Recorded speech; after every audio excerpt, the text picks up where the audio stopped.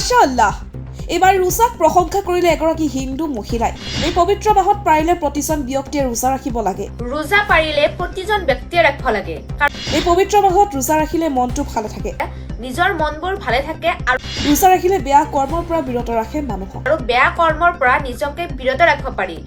এইবাৰ এগৰাকী হিন্দু মহিলাই ৰোজাক প্ৰশংসা কৰা দেখা গ'ল ৰোজা ৰাখিলে কি উপকাৰ হয় সকলো বিৱৰি ক'লে হিন্দু মহিলাগৰাকীয়ে পবিত্ৰ মাহত সকলোৱে ৰোজা ৰাখিব লাগে বুলি মন্তব্য কৰিলে এগৰাকী হিন্দু মহিলাই ক'লে ৰোজাৰ উপকাৰিতা ৰোজা পাৰিলে প্ৰতিজন ব্যক্তিয়ে ৰাখিব লাগে কাৰণ ৰোজাৰ কেইবাটাও সুফল আছে প্ৰথমটো হৈছে যে নিজৰ মনবোৰ ভালে থাকে আৰু বেয়া কৰ্মৰ পৰা নিজকে বিৰত ৰাখিব পাৰি দ্বিতীয়টো হৈছে যিসকলে ওয়েট বাঢ়িছে তেওঁলোকৰ ওয়েটটো 3 নম্বৰটো হৈছে যে মানুহে মিছা কথা কোৱাৰ পৰা দূৰত থাকে চতুৰ্থটো হৈছে যে মানুহে সুদ ডকাইতিৰ পৰা দূৰত থাকে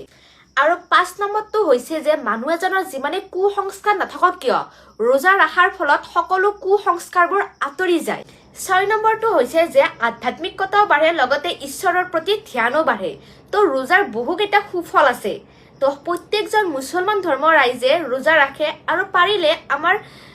হিন্দুসকলেও এনেকুৱা উপবাস ৰখাটো খুবেই প্ৰয়োজন নিজৰ স্বাস্থ্যৰ কাৰণে লগতে নিজৰ কিছুমান বেয়া কৰ্মৰ পৰা নিজকে বিৰত ৰাখিবৰ কাৰণে তো আগন্তুক আমাৰো আহি আছে শাওনৰ মাহ আৰু আমিও চেষ্টা কৰিম শাওনৰ মাহত প্ৰত্যেকটো শাওনৰ মাহতে ব্ৰত ৰাখিবৰ কাৰণে